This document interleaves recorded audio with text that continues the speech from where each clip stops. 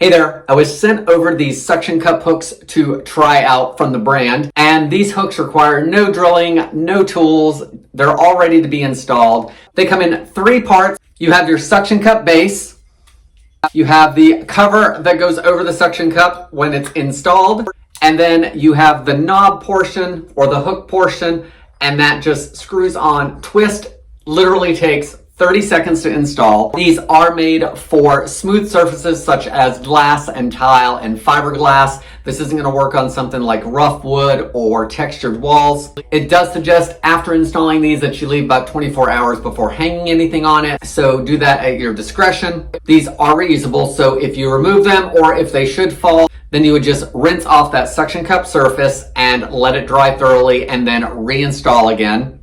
These are rated to hold up to 12 pounds, and for reference, that's about a gallon of paint. So these are made to hold quite a bit of weight, which is nice.